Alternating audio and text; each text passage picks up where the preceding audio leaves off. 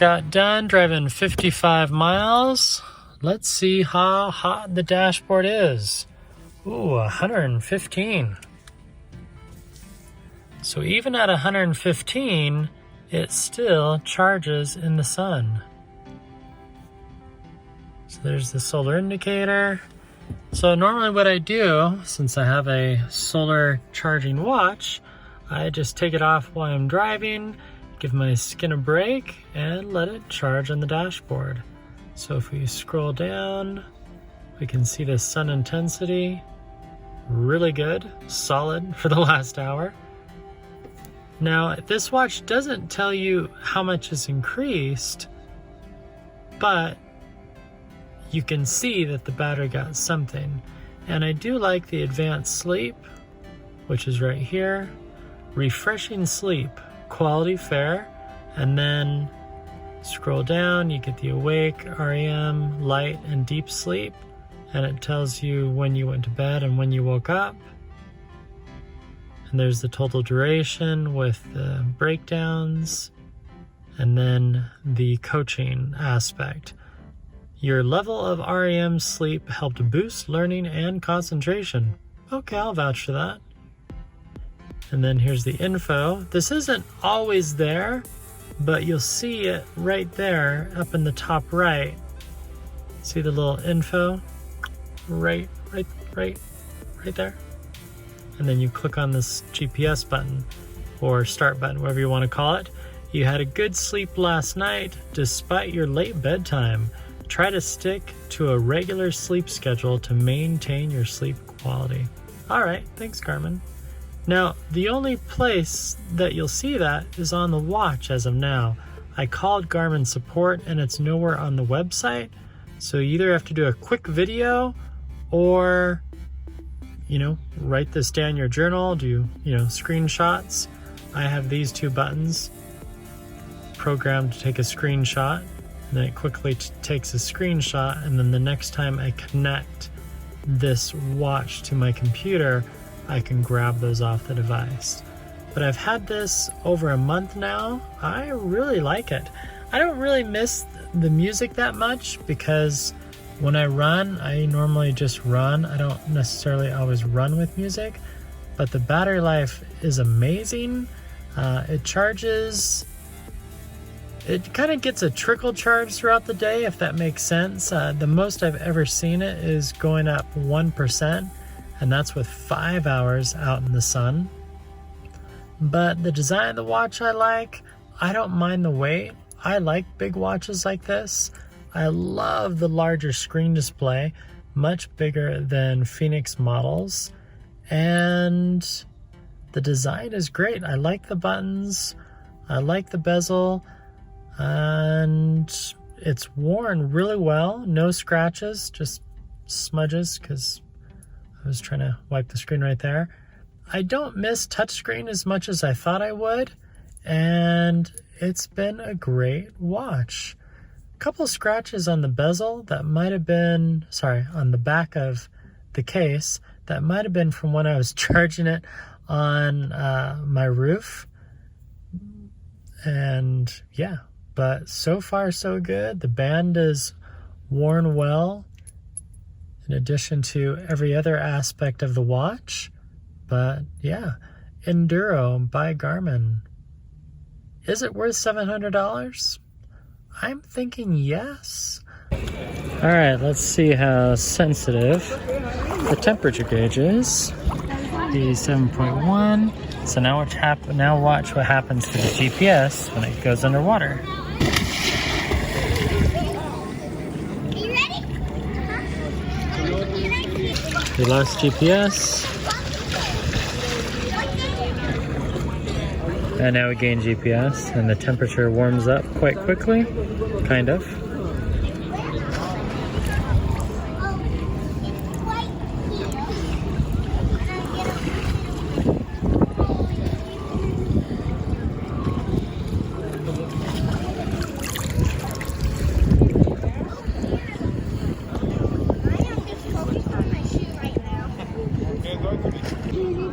This part's real easy as far as telling you what I don't like, because it's a short list. Just barely charged it, and as you can see, it says battery life 56 days. We'll go into the control menu, turn airplane mode off, still says 56 days.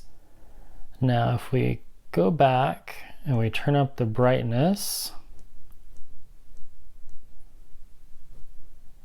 to 40%, 44 days. So yes, brightness does take a hit on the battery, but the main thing is down here, and this isn't something I don't like, I just want to show you this, kind of a parlor trick of sorts. Activity tracking, move alert, well, we can keep that, and that doesn't take much. Move IQ, that takes a little bit off of the battery, but right here, pulse OX. So now that we've turned that off, 44 days, but now watch this. So we go back to activity, there we go, activity tracking, and now we're going to turn on pulse OX during sleep. Watch what it does to the battery life. Whoa, 26 days. So that pulse OX at night, when it turns on the red and the green light, as you can see on the tactics, it'll turn on red. Well, I'll just show you a video. That's when it's really zapping the battery. So right there, if you turn off that one feature, if you don't really want those stats, and basically this is what it's going to look like when you open up the app, and you're going to see that pulse OX at night. So 97%, if I go to previous nights, 90%, and you can see that information right there within the app and online. And also when you go to your calendar and you're viewing previous days, such as your sleep. So here's a good sleep cycle, 8 hours and 10 minutes.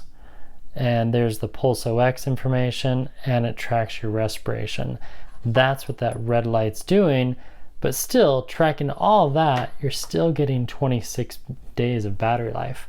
So as far as what I don't like, again, short list, no detailed maps, okay. There's no onboard music storage. In fact, there's only 64 megabytes of internal storage. One report said there's no Wi-Fi, but Garmin says differently. And once in a while, you do get kind of a slow processor. I'll show you an example. If you put it in airplane mode, and then let's pretend that several minutes go by, and then as soon as you take it out of airplane mode, watch what happens. Sometimes the apps will kind of lock up when you're navigating in between like that, but it just depends. So now right now it's overriding my backlight brightness because it's in sleep mode right now. And that's one thing I like. No matter how bright you had it during the day, it overwrites it. So basically the two main things that I don't really like is that it doesn't have music storage and the processor. A lot of people are hung up on the whole detailed maps thing, and sure, you could get the you could get the Tactics Delta Solar Watch, which is really similar. Doesn't have the monster battery life like the Enduro has. But yeah, okay, so sure, no music, no colored maps yet. You need to ask yourself, are those two features more important than 1 month of battery life? I think that's what it comes down to it. And my answer, 2 months later, no. When you're about to go on vacation, the last thing you want distracting you is battery life. So this is one of my other favorite features on the watch.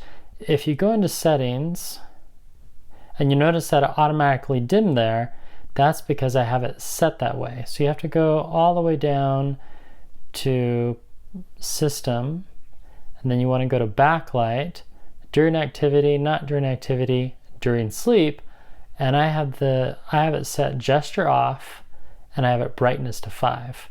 So I can overwrite that, and I can make it, okay, while I sleep, I want it to be really bright. And yes, this is going to eat the battery. So now it's going to stay at 50%. So even if I go in here and I change the backlight to 5%, which is kind of funny, you can't turn it off during the day, but 5% really doesn't brighten it that much.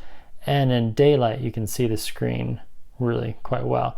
So now, even though it's at 5%, you notice it cranked up automatically because it's in sleep mode right now and it's overriding it. So it's kind of funny. It says 5%, but it's not, because there's another setting overriding that. And right now it's just up to 30 days. Well, that's still pretty good. And then you saw a glimmer right there. It slowly gets a little bit of energy throughout the day with interior lights, which is pretty awesome. And another one of my favorite features, which I encountered kind of by accident, is the temperature widget, which I use all the time. I used it to measure the water temperature when I go swimming. I'll use it to measure my office temperature here in the basement, or when I'm working in the living room, or when I'm actually in the office. It's just fun to see your ambient temperature. From the stats that I've measured it against other thermostats, and it's within 1 to 1.5 degrees. So for example, I was in the hot tub and it measured 102, and a lifeguard came by and he said the measurement was actually 104. Still pretty good. And there you go. That's my review of this Garmin Enduro. It's a great watch. It's a great smartwatch. I've really enjoyed it. And do I wish I could keep it? Yes, but sadly I do need to return it back to Garmin. They did let me keep it an extra 2 weeks. And yeah, it's funny. At first I really thought it was too big, but then, you get desensitized to it. Probably the worst time to wear it is when you're swimming long laps, but then even after about my 3rd swim session, I got used to it. And I like the new advanced sleeping, which I talked about. It's a great watch. Do I recommend it? Yes, primarily because I get tired of charging things. Case in point, the Apple Watch, where I'm charging it at least every 2 days. And when you're dealing in battery life of weeks and months instead of hours, it's just amazing. And I feel the accuracy is great. Garmin just does a really good job. One more thing that you might find irritating is the notifications. There's no clear all. So if you get a bunch of notifications and you've already read them on your phone, when you go to clear them, you have to go through each one, and that can be quite bothersome. But there you go. So notifications, not the best. It's the endurance. It's the endurance watch. If I was an intense trail runner, this would be the watch that I would buy, or for cycling. It connects to accessories, and yeah, that's all I have for today. Thank you so much for watching my day 44 with the Garmin Enduro. And if you have any questions, pithy comments down below.